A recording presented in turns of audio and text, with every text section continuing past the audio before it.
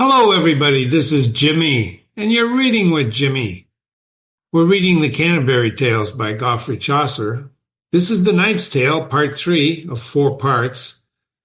It's translated by Theodore Morrison. Remember, if you have any questions, email me jimmy@readingwithjimmy.com. Jimmy@readingwithjimmy.com. And boy, did I get a lot of emails about part 2. So if you jump to part 3 and haven't gotten to part 2, go read part 2. But I'm going to talk about the emails I got. I mispronounced the word, which I sometimes do, but it's not. This one was, I was laughing to myself when I mispronounced it. It was a Freudian slip. And this is the paragraph. So strong is destiny, wide minister over the earth, and general officer who executes what God for himself foresees, that though incredulous of its decrees, men swore the opposite by yea and nay, yet there will happen on some fated day what has not happened in 1,000 years. For certainly our appetites and fears, whether of war or peace or hate or love, are ruled by that provision up above. This is the word I mispronounced, provision. I called it perversion. So I wrote a note here. Provision is foresight. So this is like destiny. God knows all things. And perversion, when I read that, is something that's abnormal or deviant. And right before this paragraph was this paragraph. But straight without a word of hesitation, each of them offered help to arm the other. This is Arcite and Palamon, the 2 knights that were fought as cheerfully as if they were brothers. And after that, with sharp spears poised and strong, they thrust at each other wonderfully long, fiercely as frothing boars whom madness rankles. They fought in blood up to their very ankles. So I got a little into the moment, and when I read that next paragraph, perversion became instead of provision. There I go again. It became perversion. It should have been prevision. So I got a lot of emails about that. Am I an atheist? Blah, blah, blah. There were some were swearing, some were trying to understand if it was what's a Freudian slip. Well, I was into the moment, and if they're fighting in blood up to their very ankles, what slipped up here. But I assure you, Jimmy believes in God. Jimmy is not an atheist. I believe in God. Destiny is a different story. We can talk about that sometime. But I wanted to thank you for your emails and just let you know that I'm a human being and I get into these stories. Have you figured that out yet after reading with Jimmy? Let's go on. All right, we're reading part 3 of the Knight's Tale. Here we go, part 3. Remember, it's the knight is telling the story, but actually it's the anonymous narrator narrating what the knight is saying to all of us. I, the knight, know you would all charge me with neglect if I forget to tell you how circumspect, unwilling to take risks, was Theseus. Remember, when we left off, he charged both Arcite and Palamon 50 weeks, right? In 50 weeks, they have to come back with 100 knights. They're going to fight it out, and whoever wins gets Emily, who bestirred himself to build such royal lists and workmanship so skilled, that such a noble theatre as he made, I dare never say, never elsewhere was displayed. Now he's talking about where these guys are going to fight in 50 weeks. He's building the theater. This is medieval where they would joust. So you can look up knights and jousting and all that, right? That such a noble theatre as he, Theseus, made, I dare say never elsewhere was displayed. A mile about, imagine that, a mile about. So this theater was a mile long, of circular design. Its walls were stone, its tiers rose line on line. until the top was 60 paces high, so that no man need block his neighbor's eye. So it was kind of sculpted so no matter where you sit in that theater, you had a full view of what was going to happen when these knights joust. Remember, before television, before cell phones, before the internet, before everything, right? This is medieval times. So he's going to use words and language to paint a picture in your mind. And why do we read? Because this is language charged with meaning. This is classical literature. And remember, we're reading Theodore Morrison's translation of the medieval English. Not that you couldn't read medieval English, but it would be difficult. White to the eastward stood a marble gate, and opposite to the westward stood its mate. So you've got marble gates in this theater, right? East and west. There was no craftsman up and down the land if he could carve or paint or understand arithmetic. But Theseus offered him his wage, this theater to build and trim. Eastward, okay, on the eastward gate, right, the wall, in honor of Venus, right above the gate, in worship of the Queen of Love, he made an altar and an oratory, and on the gate to the westward, to the glory of Mars, he had another like it built, for which he paid in gold up to the hilt. And on the north wall, mingling red and white, coral and alabaster, rich in sight, and ornate in a turret stood, to chaste Diana, huntress of the wood. So these are all gods, Venus, Mars, Diana. So I wrote a note here. I want you to paint in your mind with the language that he's using to describe this theater where Arcite and Palamon are going to fight. But for the carvings, portraits, allegories nobly presented in those oratories, so there are actually paintings that tell stories. If you've ever seen stories like in the Sistine Chapel, there's always stories, or Egyptian hieroglyphics, they tell stories, right? In the temple of Venus, first, you might behold. So the knight is actually narrating to the pilgrims this theater. In the temple of Venus, wrought on the wall, the broken sleep, the cold, sad sighs, the sacred tears, the lamentations, the hot pangs of desire, the provocation, that in this life her servants must endure, their faith that oaths must always reassure.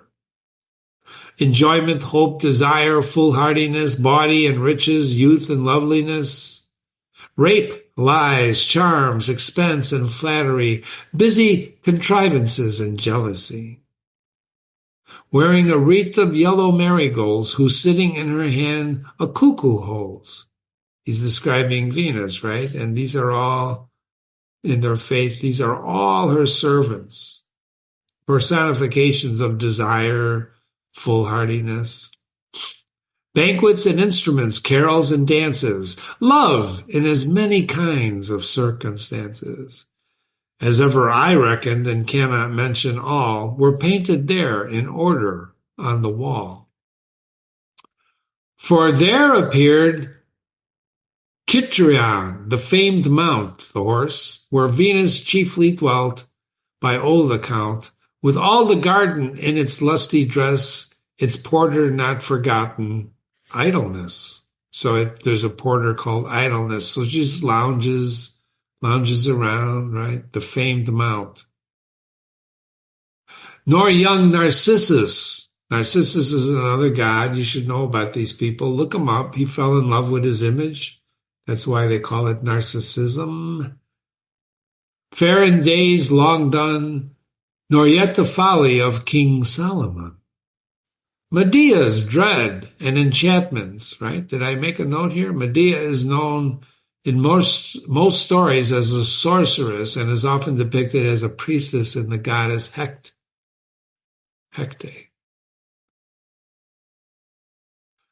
dread enchantments, and Circe, the witch, right? Circe was one of the ones that when Odysseus was coming back from Troy, read up on your Greek mythology, ladies and gentlemen, nor yet the strength of mighty Hercules. Thus men could see that neither wealth nor might, beauty nor wisdom, bravery nor sleight, may vie with Venus, nor her rule divide. This world, as it may please her, she will guide.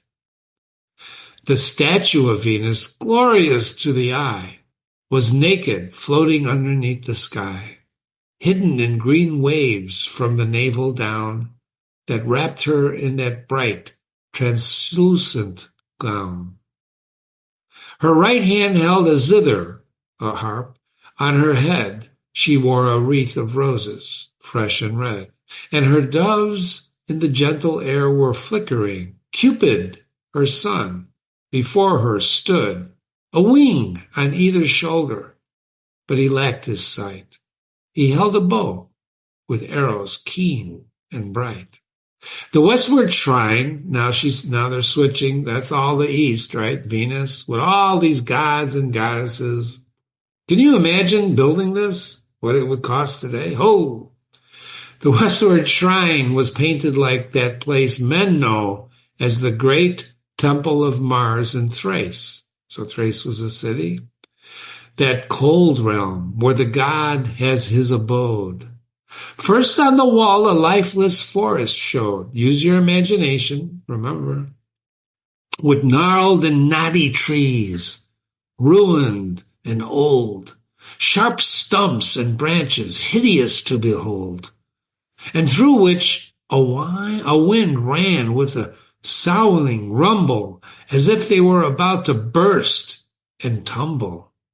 And downward in the wrinkle of a hill, there stood the temple of Mars, of warlike will, wrought all in the polished steel, up to the gate, a path of terror on the long and straight, and from the entrance came forth such a blast, it shook the gate as if it were aghast.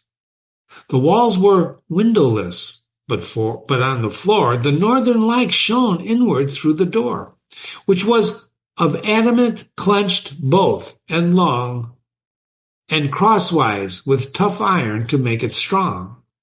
The temple pillars were iron as thick as casts, and there on the wall were painted the dark tasks that felony imagines, anger red as cruel coals, the pick-purse and the dale and the pale dread, and the smiler with the knife beneath his cloak, the stable fired and burning in black smoke, that treachery that murders men in bed, and open war in which grim gashes bled, sharp threatening feud, the bloody knife still hot.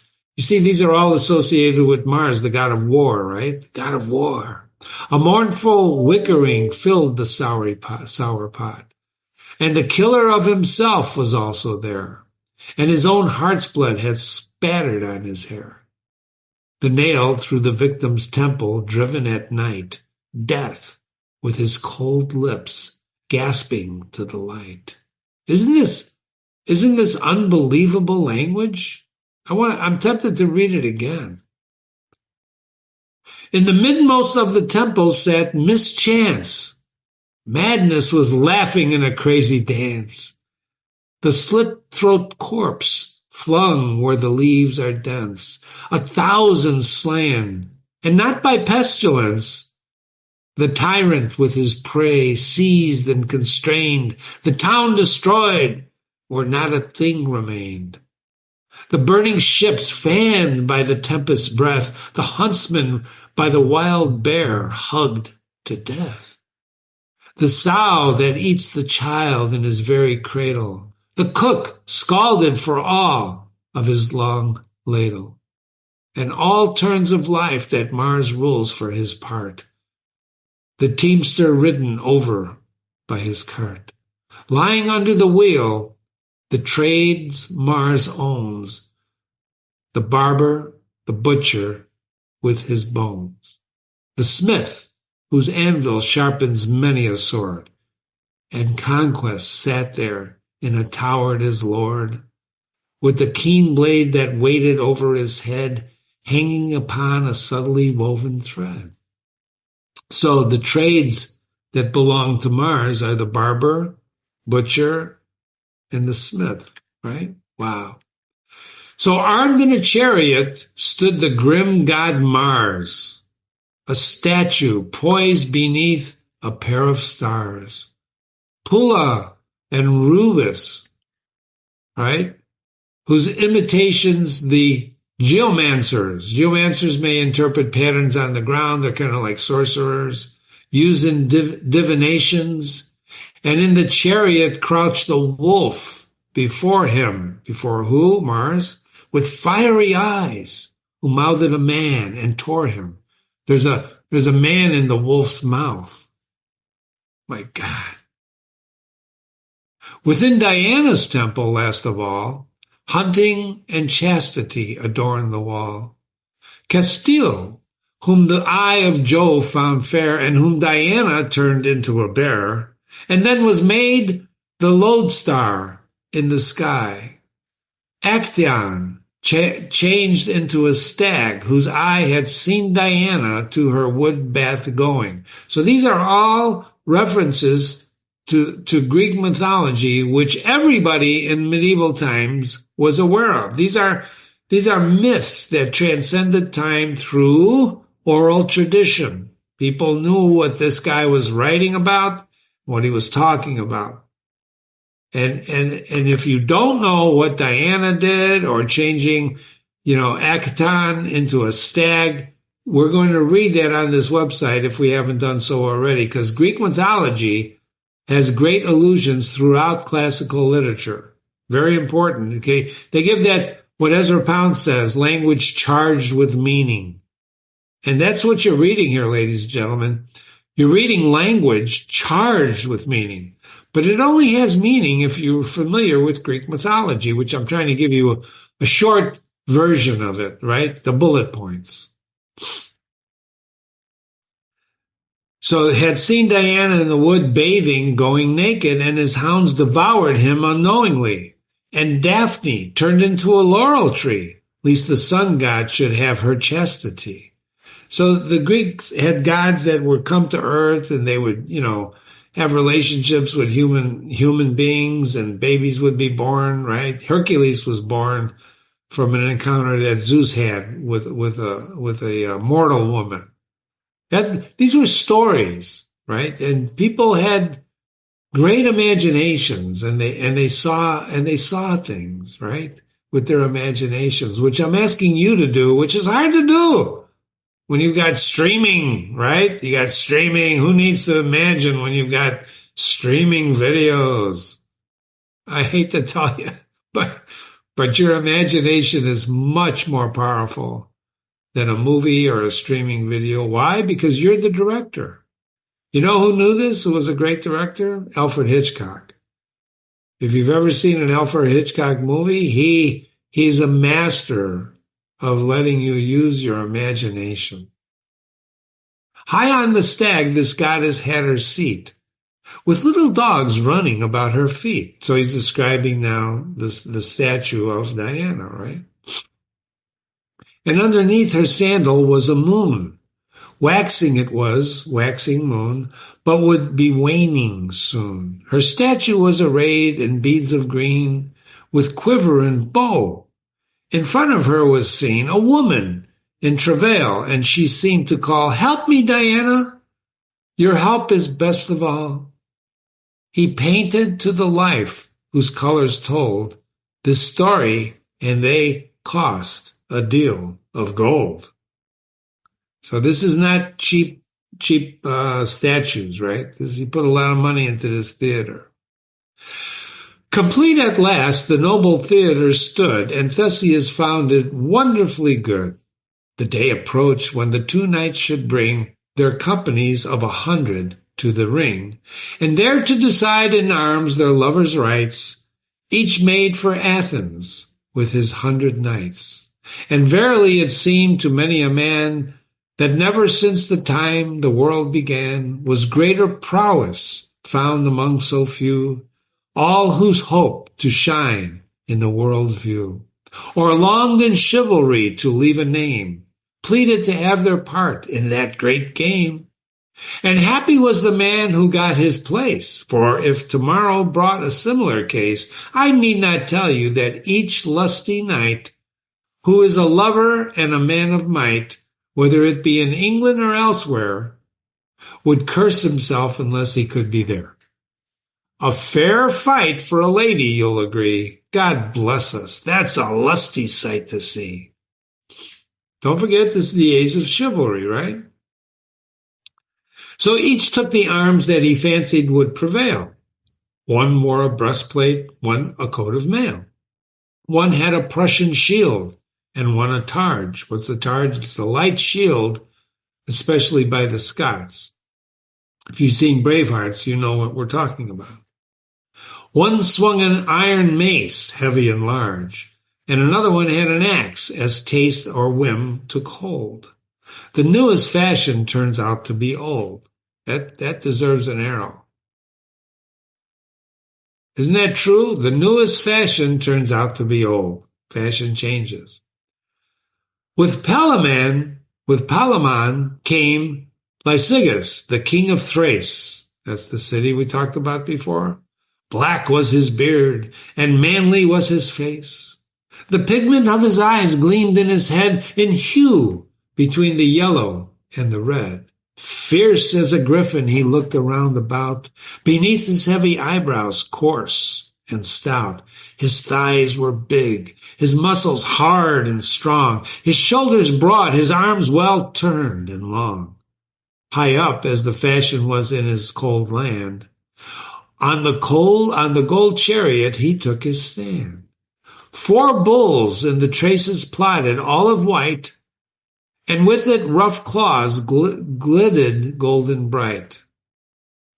Over his arms and gear he chose to wear a coal black with age, the skin of a great bear. Now, I hope you're painting with your imagination what this guy looks like. His long hair was combed down behind his back, and it shone like a raven's feather, glistening black. Stout as an arm his golden coronet, with diamonds and bright rubies thickly set. Behind his chariot many a white wolfhound came lopping, leashed, with their muzzles bound. 20 or more, each as big as any steer, that he might hunt the lion or the deer.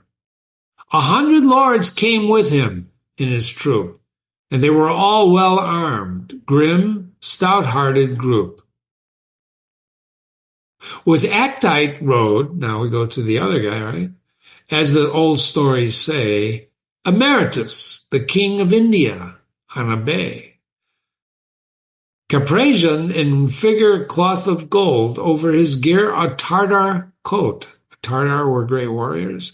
Each fold with large pearls were embroidered round and bright, and his saddle was forged gold, beaten bright. A little mantle from his shoulders spread, brimful of fiery rubies glittering red. He's decked out, huh? His hair in ringlets was allowed to run, yellow and crisp and shining like the sun. And his lips were full, bright citron with his eye. His nose was aquiline, his color high. His face was lightly freckled, yellow and black, and his gaze a lion's ready to attack. His manly beard had well begun to spring. His voice was like a trumpet thundering. Some 25 years he might have been. He wore a wreath of laurel, fresh and green, and on his wrist he carried for delight a perching falcon, tame and lily white, and with leopards ran about him, likewise tame. And so with 100 knights, well armed he came. And on Sunday these lords, true to their time, rode into Athens near the hour of prime. So now you have the 2 knights with their 100 knights coming in to the theater, to Athens, right? Whoa. Oh. The minstrelsy, the honors of the feast, the royal gifts to the greatest and to the least, that Theseus offered, as is a prince's way is, and who sat first or last upon the dais. The dais is that little thing that you talk from when you're at an event. The dais. Sorry, the dais. Dais. You say dais, I say dais. Which of the ladies was most ravishing? Or which among them could best dance or sing? Or who most feelingly could speak of love? What falcon sat on perches up above? What hounds were lying on the floor below? These matters, for the sake of tales, I forgo. Remember, the knight keeps trying to cut to the chase, although he really stretches this, doesn't he? That night, before the dawn began to spring, when Palamon could hear the first lark sing, in Venus's hour he rose to dedicate his heart to her, and at the eastern gate within her shrine prayed thus upon his knee, quote, For the love of you, born Adonis, hear my plea, fairest of fair, Jove's daughter, Vulcan's wife, my lady whom I serve all my life.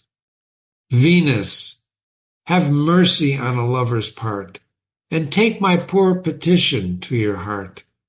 Alas, Palamon said, I have no tongue to tell the bitter pains and torments of my hell. I'm confused. My lips can only say, pity a lover who you know love's way. Solace the pains that pierce me deep and sore, and I will be your servant evermore, and to the limit of my might, and faithfully will wage your battle against chastity. I do not ask tomorrow the victor's glory, as for the mere fame, but to make a story, for a prowess to be bruited up and down, that I would have Emily to be my own. Mars is the god of arms, but you, above, so shine that you can bring me to my love. But if it should not be your will, then here let Arcite run my heart through with the spear. I shall not care, when I have lost my life, if Arcite has my lady for his wife. Isn't that a beautiful prayer? What do you think he's saying there, huh? When Palamon had prayed thus earnestly and made his sacrifice punctiliously, say that 5 times, after a time the statue of Venus shook and made a sign and an omen that he took. And with glad heart, though it came with some delay, the 3rd hour after he had gone away, up rose the sun, and up rose Emily, and headed her to the shrine of chastity, Diana's temple. Okay? Heeded, go quickly. Emily gets up and goes to Diana's temple. So he goes to Venus, she's at Diana's temple. The maids who with her came had incense, cloves, and horns of meat and flame. Nothing left out of that sacrifice required. They're all sacrificing to the gods, right, before the battle. Soon with the twin flames the altar had been fired, and Emily washed in water from a well. But of her ceremonies I dare not tell, except in general, though it would be sport to give these doings a complete report. To him that means well, it should bring no charge, but then a man who wants to be at large should speak discreetly of a pagan rite. Her hair, unbraided, shone combed out and bright, and she wore a cornel made of the oak called evergreen.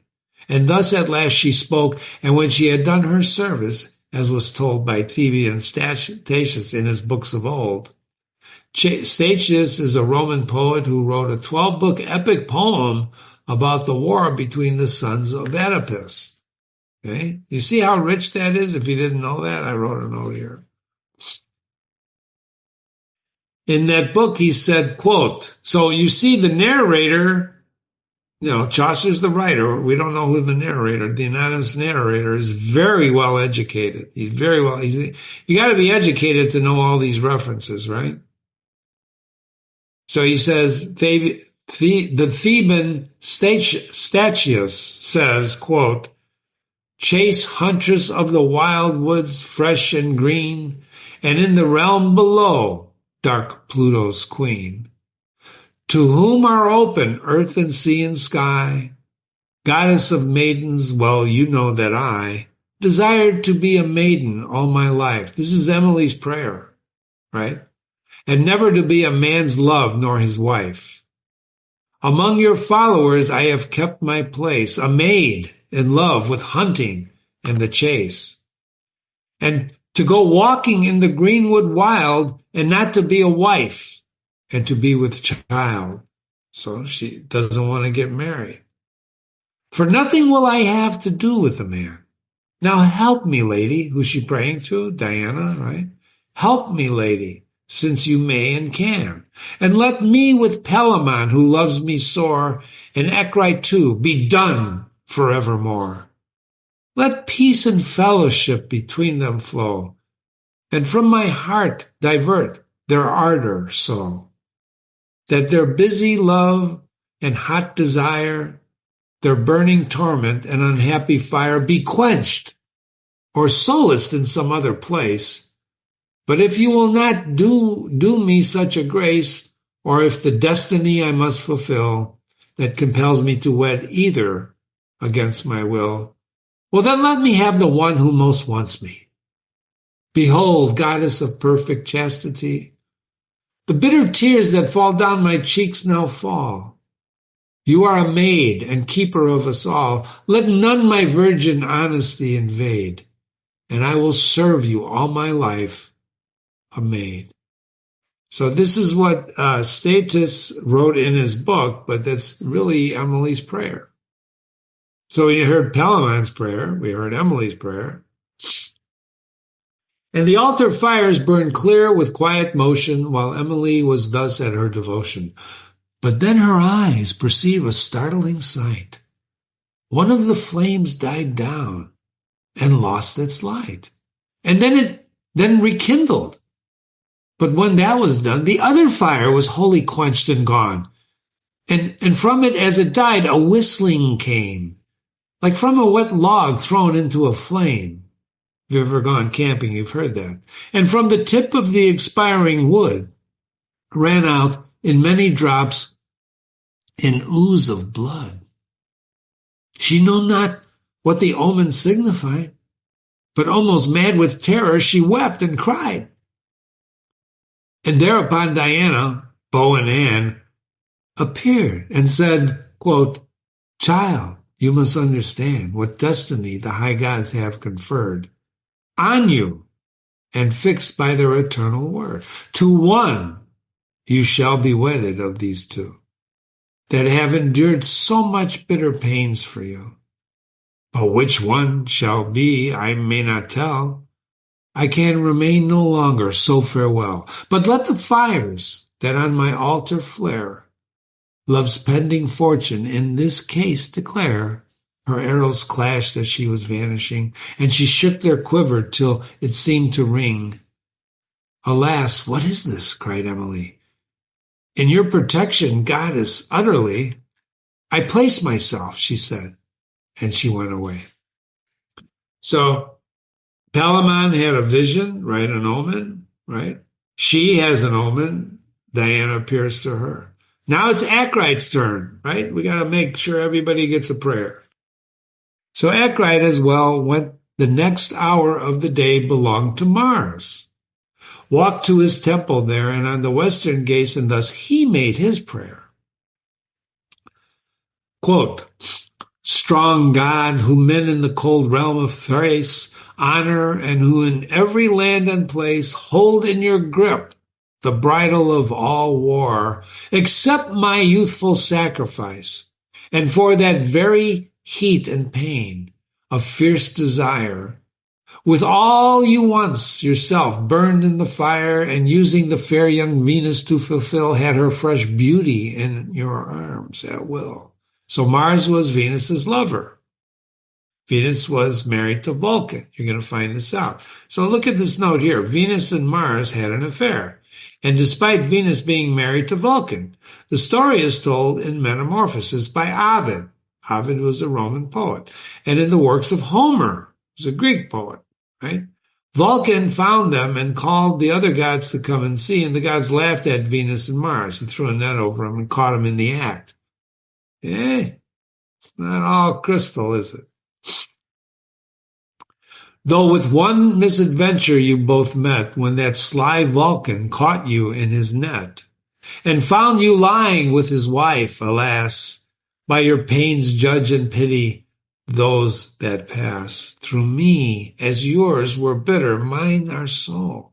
I am young and lacking wisdom, as you know, and as I think with love afflicted more than ever any living soul before, since she who has thus cast me down the brink is heedless whether I should swim or sink.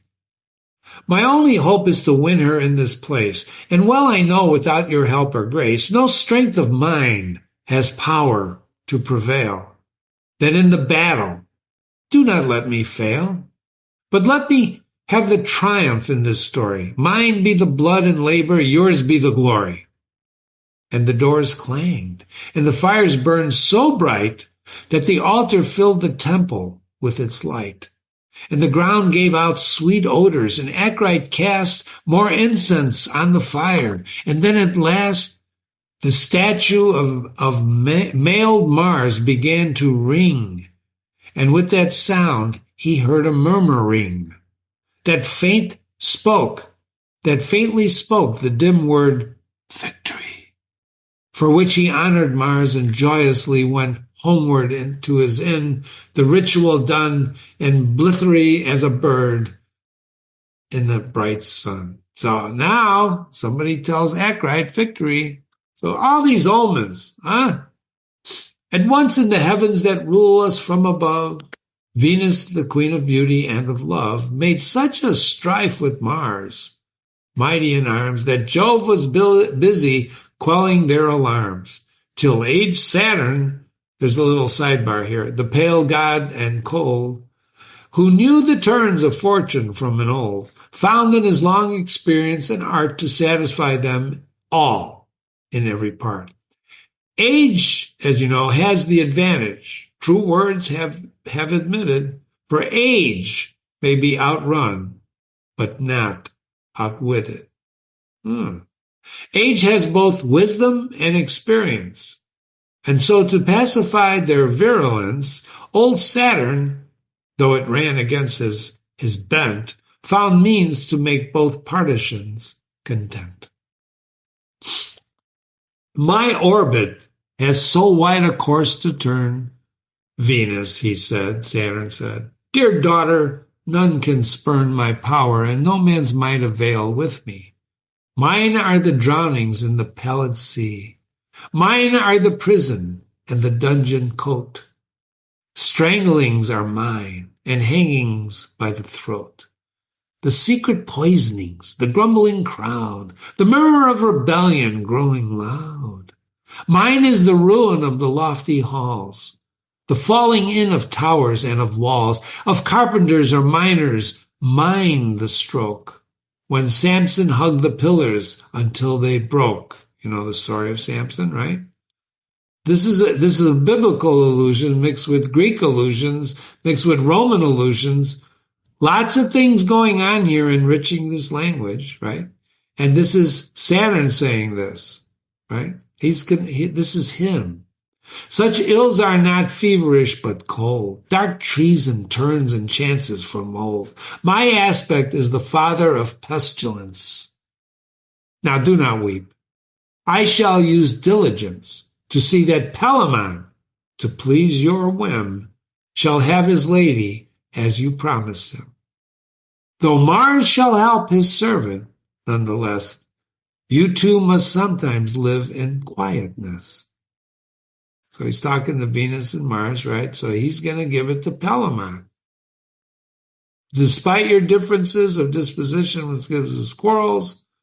So this goes on because we're going to stop here. This is part 3, right? It goes like this. You two must sometimes live in quietness. Despite your differences,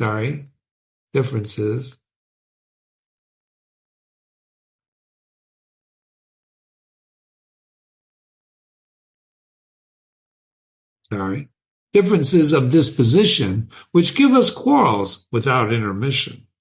Now put an end to tears. I shall fulfill your pleasure, ready to serve you at your will. Wow! We're getting ready for number 4, the big battle. You've been reading with Jimmy. Please learn more about Chaucer by watching all of our videos about the Canterbury Tales. Be sure to visit and read other classics on my website. We've got many of them to enjoy. You can go on actually YouTube. You can listen. You don't have to read with me. You can just listen. I've got people taking walks, listening to me while they walk. Thank you very much.